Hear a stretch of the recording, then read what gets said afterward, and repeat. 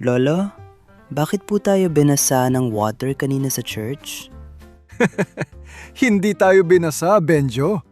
Blinis tayo gamit ang holy water. Holy water? Oo, Apo. Banal na tubig. Halika, ipaliliwanag ko sa'yo. Oh, makinig na rin kayo, class. Paano nga ba nagiging holy ang holy water? Alamin dito, sa The Taglish Explainer. Ang topic na ito ay mula kay Harold Mignon. Salamat sa suggestion mo. And hello sa mga taga-Romblon.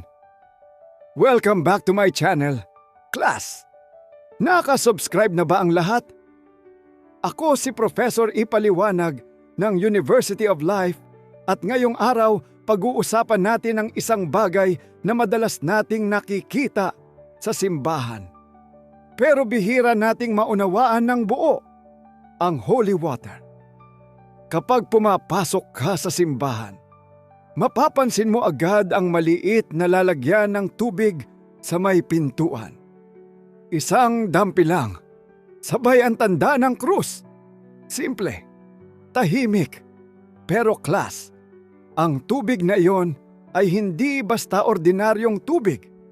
Ito ay tinuturing na banal na tubig. Pero paano nga ba nagiging holy ang holy water? Bago ang lahat, linawin muna natin. Class, sa mata ng science, ang holy water ay tubig pa rin. Walang nagbabago sa atoms nito. Walang chemical transformation na parang experiment sa laboratory. Pero sa mata ng simbahan, iba ang usapan.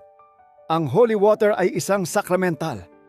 Ayon sa Catechism of the Catholic Church, ang mga sakramental ay mga banal na tanda na inilaan ng simbahan upang ihanda ang tao sa pagtanggap ng biyaya ng mga sakramento at gawing banal ang iba't ibang pagkakataon sa buhay.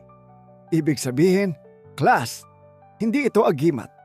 Ang holy water ay hindi magical potion. Hindi ito parang instant protection na parang shield sa video game. Banal ito.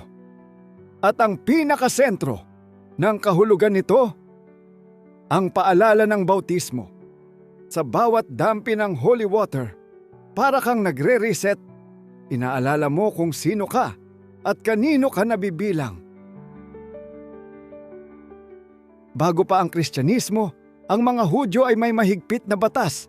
Ayon sa Levitico, ang paghuhugas gamit ang tubig ay paraan ng paghahanda ng sarili bago lumapit sa banal na presensya ng Diyos. Ibig sabihin, bago ka humarap sa banal, naghuhugas ka muna, hindi lang ng kamay, kundi ng buong pagkatao, symbolically. At lalo itong naging makabuluhan sa Kristyanismo dahil sa bautismo ni Jesus sa Ilog Jordan.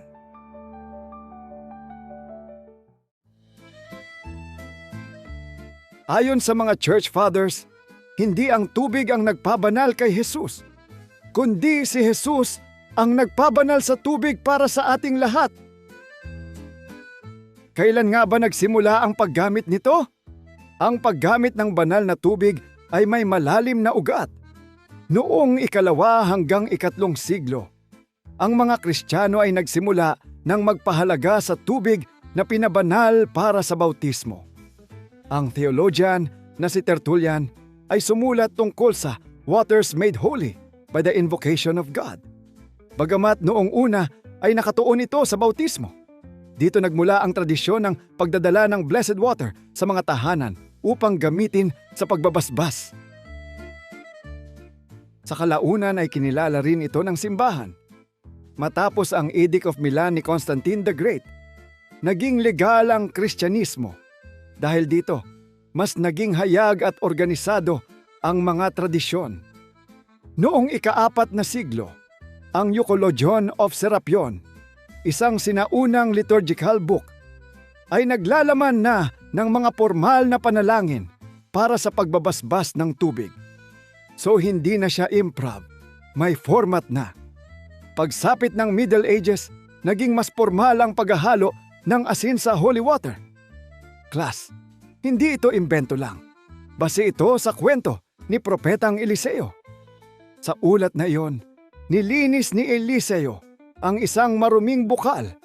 Kaya sa tradisyon ng simbahan, ang asin ay naging simbolo ng purifikasyon at proteksyon laban sa pagkabulok ng espiritu.